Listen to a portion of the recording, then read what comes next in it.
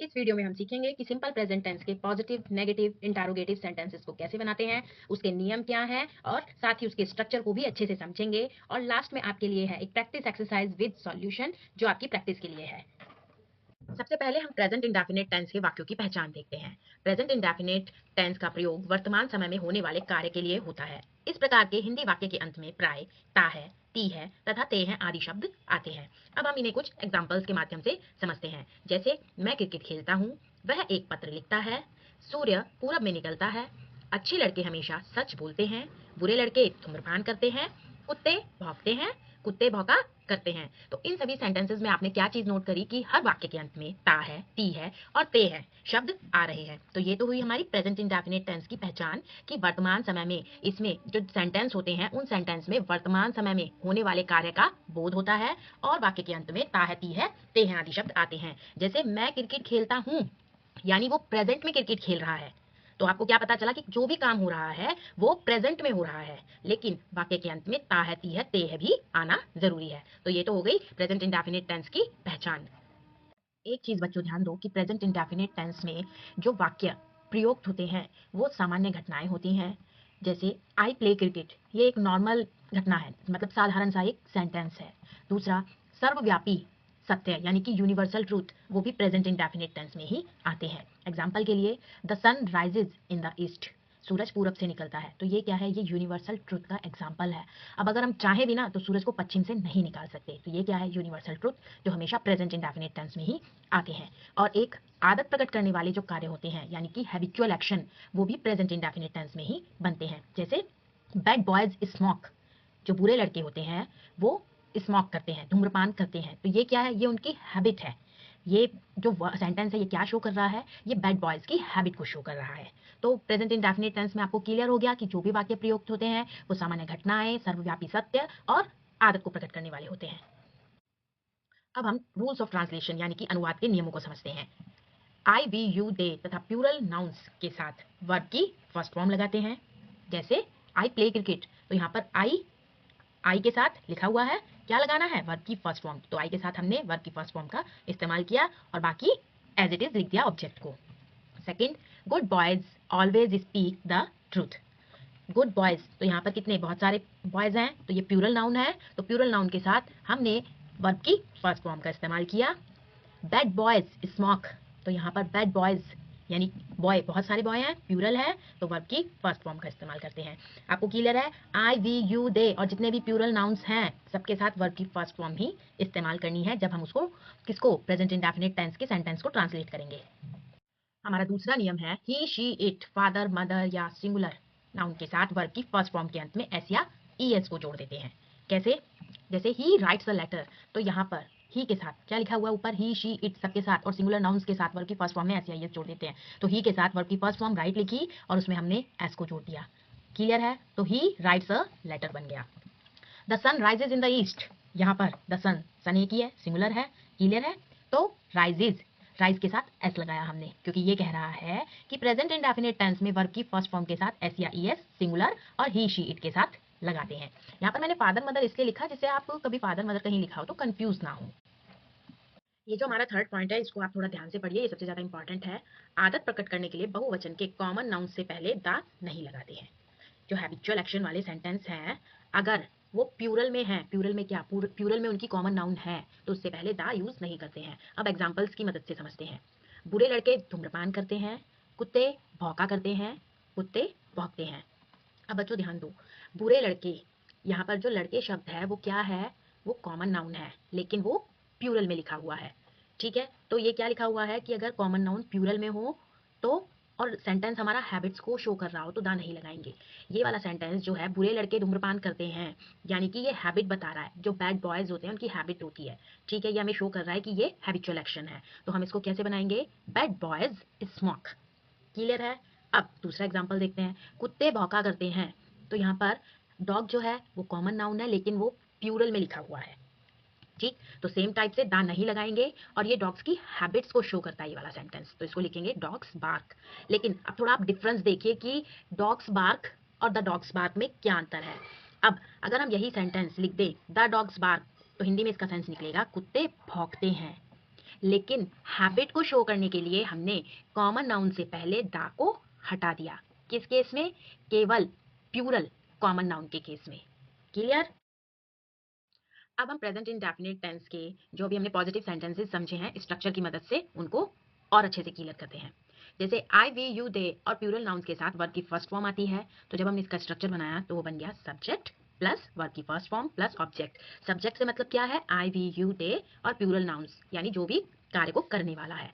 Clear? Verb की first form आएगी और फिर हम ऑब्जेक्ट लगाएंगे। उसके बाद ही, शी, इट, अगर कहीं पर हमारा सब्जेक्ट ही, शी, इट या सिंगुलर नाउन्स है तो वर्ब की फर्स्ट फॉर्म के साथ अंत में एस या ईएस जोड़ देते हैं। तो स्ट्रक्चर क्या बन गया?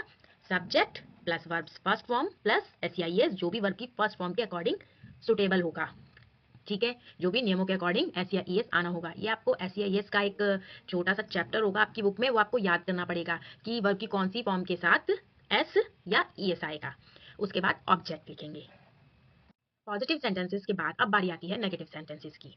तो नेगेटिव सेंटेंसेस के ट्रांसलेशन के नियम है, नेगेटिव वाक्यों में प्राय नॉट का प्रयोग किया जाता है। ये चीज आपको क्लियर है कि अगर आप नेगेटिव सेंटेंस बना रहे हो, जिसे हम हिंदी में नकारात्मक वाक्य कहते हैं, उसमें नॉट का प्रयोग होता है। किंतु कभी नहीं के लिए हम नेवर का प्रयोग करते हैं। ये जो नियम है बेटा, ये सारे ही टेंसेस पर अप्लाई होता है कि कभी नहीं के लिए हम नेवर ही लगाएंगे, नॉट का प्रयोग नहीं करेंगे। जैसे एग्जाम्पल लेते हैं, उज्जवल झूठ कभी नहीं बोलता, तो इसको कैसे लिखेंगे? उज्जवल नेवर टेल्स अ लाई। इसमें हम नॉट नहीं लगाएंगे, कभी नहीं आ गया है इसलिए नेवर का इस्तेमाल करेंगे। और उज्जवल क्योंकि सिंगुलर है तो वर्ब की फर्स्ट फॉर्म टेल में एस का प्रयोग किया गया है। हमारा दूसरा नियम कहता है, आई, वी, यू, दे तथा प्लूरल नाउन्स के साथ डू नॉट लगाकर वर्ब की फर्स्ट फॉर्म का प्रयोग करते हैं। एग्जाम्पल से समझते हैं, वे कठिन परिश्रम नहीं करते, हम हॉकी नहीं खेलते। तो इसको हमने ट्रांसलेट किया तो क्या हो गया? वे कठिन परिश्रम नहीं करते, they do not work hard. तो यहाँ पर दे क्या था? प्लूरल था। क्लियर? तो हमने दे के साथ क्या इस्तेमाल किया? हमने डू नॉट का प्रयोग किया केवल नेगेटिव सेंटेंस के अंदर और वर्ब की फर्स्ट फॉर्म लिखी। हम हॉकी नहीं खेलते हैं, we do not play hockey. यहाँ पर भी वी के साथ हमने क्या लगाया? डू नॉट का प्रयोग किया। क्यों? क्योंकि वी भी एक प्लूरल नाउन है। और वर्ब की फर्स्ट फॉर्म लिखी और देन ऑब्जेक्ट को लिखा। बच्चों देखो, आई, ध्यान रखना, आई के साथ डू नॉट ही आएगा। ठीक? आई, वी, यू, दे तथा प्लूरल नाउन्स के साथ डू नॉट लगाकर वर्ब की फर्स्ट फॉर्म लिखते हैं। अब एक चीज ना हमें लाइफ टाइम रही है कि आई को ना आई के साथ जो नियम अप्लाई होते हैं वो प्लूरल्स के क्यों होते हैं। जैसे आई, वी, यू, दे के साथ और प्लूरल नाउन के साथ डू नॉट लग रहा है, तो आई तो सिंगुलर है तो उसको प्लूरल की कैटेगरी में क्यों रखा? आपने बच्चों को भी ध्यान दिया कि हिंदी में हम क्या बोलते हैं? मैं जाता हूँ। ये जो हूँ शब्द है ना, इसको डिफाइन करने के लिए हमने आई को वी, यू, दे के साथ रखा है, जिससे हमें अंतर पता चले कि ये आई है। ठीक है? और इसके साथ हूँ आता है नहीं आता। क्लियर? तो आपको ये नियम क्लियर हो गया कि आई, वी, यू, दे तथा प्लूरल नाउन के साथ डू नॉट लगाएंगे और वर्ब की फर्स्ट फॉर्म का इस्तेमाल करेंगे।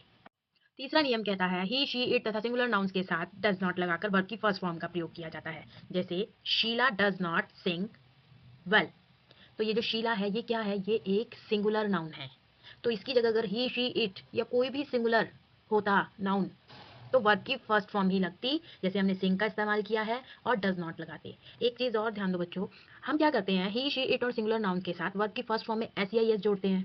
ठीक है, पॉजिटिव सेंटेंस में। अब आप क्या करो कि ये एक आप याद रखने के लिए एक मेथड याद रखो कि जब वहां पर पॉजिटिव सेंटेंस में वर्ब की फर्स्ट फॉर्म में सिंगुलर के साथ एस या ईएस जुड़ रहा है तो यहाँ पर डू के साथ हमने ईएस को जोड़ दिया।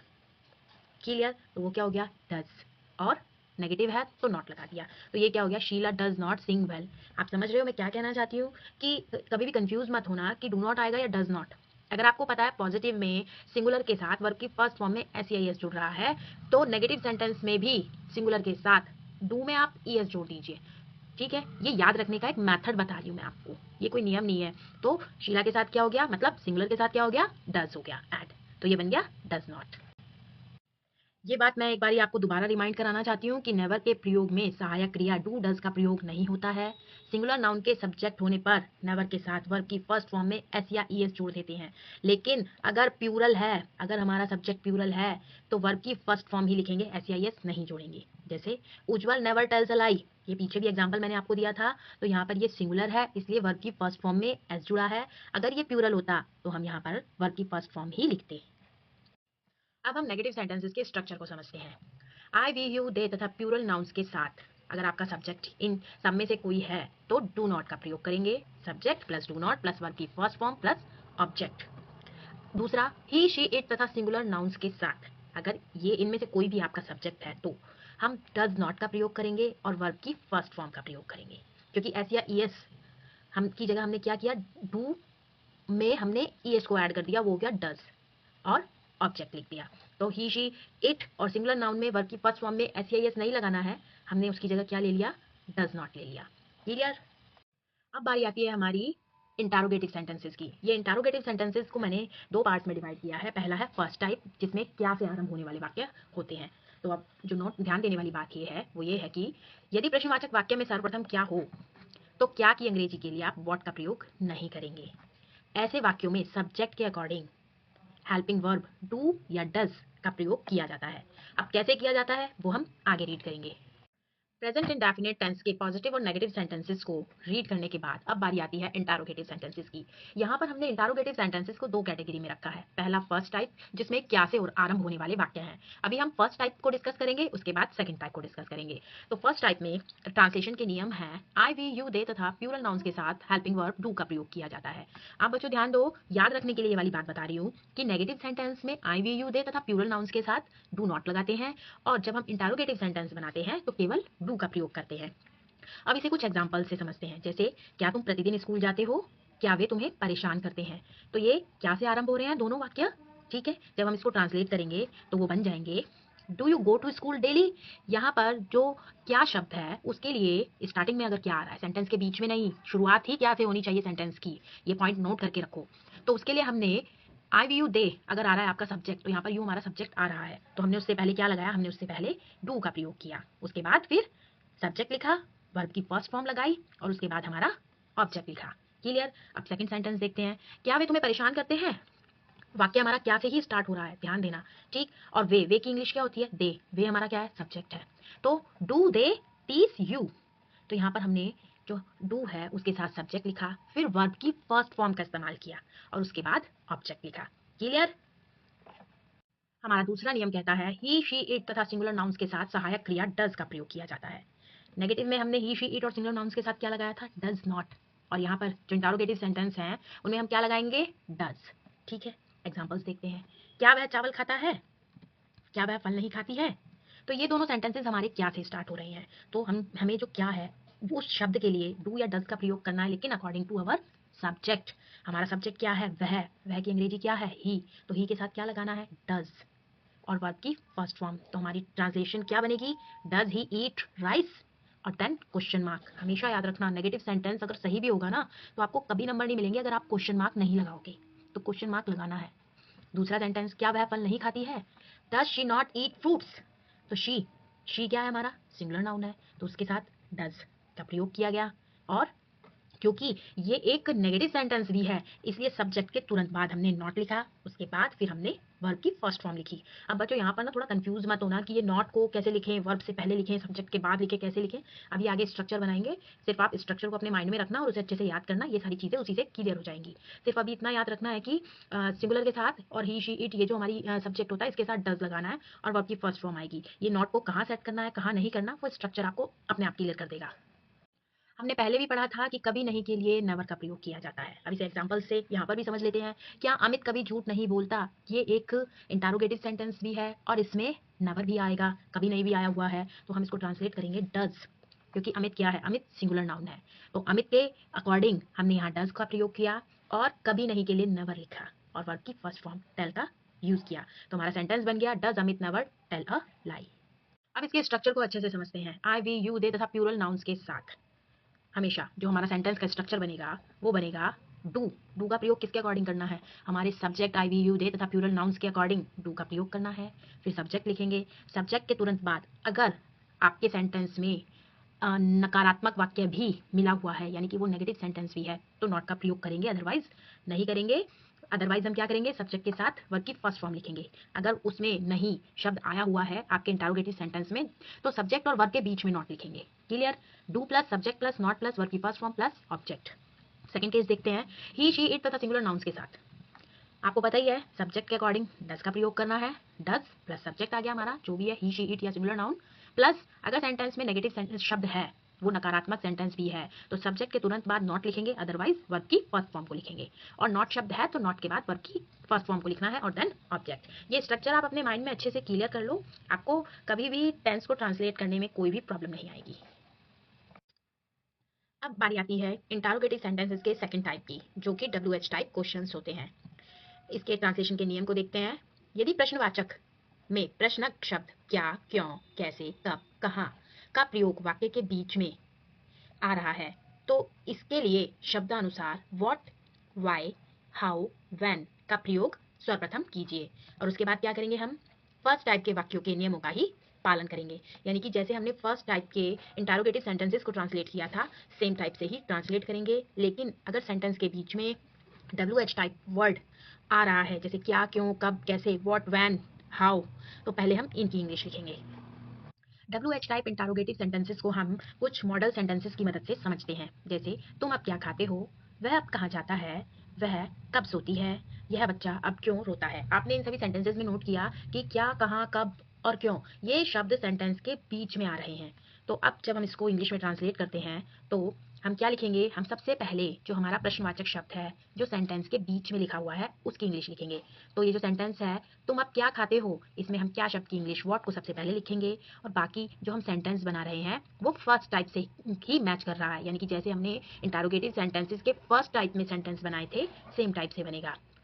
तो व्हाट के बाद हमने डू लिखा, डू किसके अकॉर्डिंग लिखा, डू हमने अपने सब्जेक्ट के अकॉर्डिंग लिखा है और फिर वर्ब की फर्स्ट फॉर्म लगाई है। तो हमारा सेंटेंस बन गया what do you eat now. दूसरा सेंटेंस देखते हैं, वह अब कहाँ जाता है। तो कहाँ में हमने वेयर की इंग्लिश पहले लिख ली, उसके बाद अपने सब्जेक्ट ही के अकॉर्डिंग हमने डज का प्रयोग किया है और उसके बाद वर्ब की फर्स्ट फॉर्म लगाई है। Clear, where does he go now और देन क्वेश्चन मार्क। वह कब सोती है, तो यहाँ पर हमने वैन की इंग्लिश पहले लिखी, तब के लिए वैन आता है। उसके बाद हमारा सब्जेक्ट शी है, वह लड़की है ना, लड़की के लिए इस्तेमाल हो रहा है तो शी आ गया। तो शी के अकॉर्डिंग हमने डज का प्रयोग किया और फिर हमने वर्ब की फर्स्ट फॉर्म लगाई और देन क्वेश्चन मार्क। तो हमारा सेंटेंस बन गया वैन डज शी स्लीप। यह बच्चा अब क्यों रोता है, तो क्यों की इंग्लिश होती है वाई। हमारा सब्जेक्ट क्या है, दिस चाइल्ड, यह बच्चा। तो यह बच्चा, तो इसके अकॉर्डिंग हम डू या डज का प्रयोग करेंगे, क्योंकि ये एक सिंगुलर नाउन है तो इसके अकॉर्डिंग हमने डज लगाया, देन वर्ब की फर्स्ट फॉर्म और देन नाउ और देन क्वेश्चन मार्क। तो हमारा सेंटेंस बना why does this child weep now. Confuse नहीं होना, स्ट्रक्चर है हमारे पास हमारी हर प्रॉब्लम को सॉल्व करने के लिए। अब हम दूसरे नियम को देखते हैं। दूसरा नियम कहता है विच और हुज वाले जो सेंटेंसेस होते हैं वो अपने आप में ना आपको एक सिलेक्शन डिफाइन करते हैं। विच, हुज में सिलेक्शन प्रकट होती है। जैसे शीला कौन सा विषय नहीं पढ़ना चाहती, तो इसमें ये सिलेक्शन दिखा रहा है, ये सेंटेंस को पढ़कर पता चल रहा है कि शीला को सिलेक्शन करना है, सेलेक्ट करना है। दूसरा, तुम किसकी पुस्तक पढ़ते हो, ये इसमें जो यू है वो भी एक सेलेक्टिव बुक को पढ़ता है। तो अब जब इन सेंटेंसेस को हम इंग्लिश में ट्रांसलेट करेंगे तो ये हम कैसे करेंगे, शीला कौन सा विषय नहीं पढ़ना चाहती, विच सब्जेक्ट, यहाँ पर हम विच के साथ सब्जेक्ट को, यानी जो भी उसका सिलेक्शन है जिसके बारे में पूछा जा रहा है उसको साथ में लिखेंगे। Which subject does Sheela not want to read. तुम किसकी किताब पढ़ते हो, whose book do you read. तो यहाँ पर जो सिलेक्शन है उसको प्रश्नवाचक शब्द के साथ में लिखना है। ये केवल विच और हुज वाले सेंटेंसेस में ही अप्लाई होता है। तो आप इन सेंटेंसेस को जब भी बनाओगे, जो विच वाले सेंटेंसेस हैं या फिर हुज वाले सेंटेंसेस हैं, उनमें ध्यान देना कि जिसके बारे में पूछा गया है, जैसे विच सब्जेक्ट, हुज बुक, उसको आप प्रश्नवाचक शब्द के साथ ही लिखेंगे। क्लियर बच्चों, ये जो तीसरा नियम है आप इसको बड़े ध्यान से देखिए। हु के प्रयोग को ध्यानपूर्वक पढ़िए। हु के तुरंत बाद ही वर्ब का प्रयोग होता है। जैसे तुम्हें अंग्रेजी कौन पढ़ाता है, पहला सेंटेंस ध्यान दो, तुम्हें अंग्रेजी कौन पढ़ाता है, किसी सिंगुलर पर्सन के बारे में बात हो रही है, यानी कि जो पूछ रहा है उसे पता है कि सामने वाले को इंग्लिश केवल एक ही व्यक्ति पढ़ाता है। लेकिन ये जो हमारा दूसरा सेंटेंस है, तुम्हें अंग्रेजी कौन पढ़ाते हैं, इसका मतलब जो पूछ रहा है उसे पता है कि सामने वाले को इंग्लिश बहुत सारे लोग पढ़ाते हैं। अब जब हम इनकी ट्रांसलेट इंग्लिश में करेंगे तो देखना इनमें क्या अंतर है। तुम्हें अंग्रेजी कौन पढ़ाता है, तो इसकी इंग्लिश बनी हु टीचेज यू इंग्लिश। और तुम्हें अंग्रेजी कौन पढ़ाते हैं, हु टीच यू इंग्लिश। अभी कंफ्यूज हो, क्लियर कर देते हैं। बच्चों देखो, जब आपको पता है कि एक ही व्यक्ति के बारे में बात हो रही है तो हु के साथ वर्ब की फर्स्ट फॉर्म में एस या ईएस लगेगा। आप यहाँ पर ये मत सोचना कि यू हमारा सब्जेक्ट है, यू हमारा सब्जेक्ट यहाँ पर नहीं है, हमारा सब्जेक्ट हु है। ठीक है। हु अगर एक व्यक्ति के बारे में बात करता है तो वर्ब की फर्स्ट फॉर्म में एस या ईएस लगेगा, और अगर एक से ज़्यादा व्यक्तियों के बारे में बात करता है तो वर्ब की फर्स्ट फॉर्म में प्रेजेंट इंडेफिनिट टेंस के रूल्स के अकॉर्डिंग एस या ईएस नहीं लगेगा। ये चीज़ आप गांठ बांध लो, कभी भी कंफ्यूज नहीं होना। किताब में भी कहीं पर आपको यू के साथ एस लगा हुआ मिलेगा और कहीं पर हटा हुआ मिलेगा, तो आप ये चीज़ दिमाग में सेट कर लो कि अगर एक से ज़्यादा व्यक्तियों के बारे में हु बात कर रहा है या बता रहा है तो वहाँ एस या ईएस लगेगा, और केवल अगर कहीं पर सिंगुलर है, सॉरी, अगर केवल प्लूरल के बारे में बात कर रहा है, यानी कि बहुत सारे लोगों के बारे में बात कर रहा है, तो वहाँ पर एस या ईएस नहीं लगेगा। आपको पता है ना, सिंगुलर के साथ वर्ब की फर्स्ट फॉर्म में एस या ईएस लगाते हैं और प्लूरल के साथ नहीं लगाते हैं। अब ये जो हमारा सेकंड सेंटेंस है, तुम्हें अंग्रेजी कौन पढ़ाते हैं, यहाँ पर बहुत सारे लोगों के बारे में बात हो रही है, इसलिए हमने वर्ब की फर्स्ट फॉर्म में एस या ईएस नहीं लगाया। लेकिन ऊपर वाले सेंटेंस में केवल एक ही व्यक्ति के बारे में बात हो रही है, हु टीच यू इंग्लिश, तुम्हें इंग्लिश कौन पढ़ाता है, इसलिए वर्ब की फर्स्ट फॉर्म में एस या ईएस को हमने लगाया है। एक बात दोबारा बता रही हूँ कि यू यहाँ पर सब्जेक्ट नहीं है, सब्जेक्ट हमारा इस जगह पर हु है। क्लियर है? तो कभी भी इस टाइप के सेंटेंसेस में कंफ्यूज नहीं होना। लेकिन बच्चों एक बारी क्या होता है, कई बारी क्या होता है कि हम लोग जब इंग्लिश बोलते हैं ना, तो हम रिस्पेक्ट देने के लिए भी ना, तुम्हें अंग्रेजी कौन पढ़ाते हैं, ठीक है, रिस्पेक्ट देने के लिए भी हैं शब्द का प्रयोग कर देते हैं। तो यहाँ पर आपको ध्यान रखना है कि ये जो हैं शब्द है ये प्लूरल की फॉर्म में इस्तेमाल किया गया है या फिर रिस्पेक्ट देने के लिए इस्तेमाल किया गया है।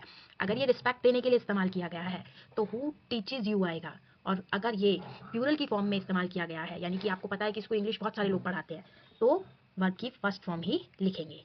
क्लियर? और सबसे ज़्यादा इंपॉर्टेंट बात लास्ट में ये कि प्रश्नवाचक वाक्य के अंत में प्रश्न सूचक चिन्ह का प्रयोग किया जाना मैंडेटरी है, वरना आपको मार्क्स नहीं मिलेंगे, क्योंकि वो फिर प्रश्न की कैटेगरी में नहीं आएगा, भले ही आपने आंसर सही लिखा हो। चलिए अब एक नज़र इसके स्ट्रक्चर पर भी डाल लेते हैं। आई, वी, यू, दे तथा प्लूरल नाउन्स के साथ अगर आपका ये सभी प्लूरल नाउन सब्जेक्ट हैं तो आपका स्ट्रक्चर क्या बनेगा, डब्ल्यू एच टाइप वर्ड आप सबसे पहले लिखोगे, फिर आप डू लगाओगे अपने सब्जेक्ट के अकॉर्डिंग, आई, वी, यू, दे और प्लूरल के अकॉर्डिंग। उसके बाद अगर सेंटेंस में नॉट शब्द का प्रयोग किया गया है तो नॉट की इंग्लिश लिखनी है, फिर वर्ब की फर्स्ट फॉर्म और देन ऑब्जेक्ट। सेकेंड टाइप देखते हैं, ही, शी, इट तथा सिमिलर नाउन्स के साथ अगर ये सब हमारा सब्जेक्ट है तो डब्ल्यू एच टाइप वर्ड पहले लिखोगे, फिर डज का प्रयोग करोगे अपने सब्जेक्ट को देखते हुए। नॉट है तो सब्जेक्ट के ठीक बाद नॉट की इंग्लिश लिखोगे, नॉट की इंग्लिश तो नॉट ही होती है, नकारात्मक शब्द है तो उसकी इंग्लिश लिखेंगे not. Then verbs first form, verb की फर्स्ट फॉर्म लिखेंगे और फिर ऑब्जेक्ट लिखेंगे। ये आपका डब्ल्यू एच टाइप क्वेश्चंस का स्ट्रक्चर है, आप इसको बड़े ध्यान से अच्छे से समझो, सारी चीज़ें इसी के ऊपर बेस्ड हैं। अब जब हमने प्रेजेंट इंडेफिनिट टेंस को अच्छे से समझ लिया है और उसके सारे सेंटेंसेस के रूल्स भी क्लियर कर लिए हैं, तो अब बारी आती है प्रैक्टिस एक्सरसाइज की। बच्चों यहाँ पर मैंने affirmative sentences, negative sentences, interrogative sentences और मिसलेनियस सेंटेंसेस की ये एक प्रैक्टिस एक्सरसाइज बनाई है। आप यहाँ से वीडियो को पॉज करके या थोड़ा आगे पीछे करके इस एक्सरसाइज को सॉल्व कर सकते हैं। और ये उसकी आंसर शीट है जो कि अफर्मेटिव सेंटेंसेस और नेगेटिव सेंटेंसेस की एक साथ है, इंटरोगेटिव सेंटेंसेस और मिसलेनियस सेंटेंसेस की आंसर शीट एक साथ दी हुई है।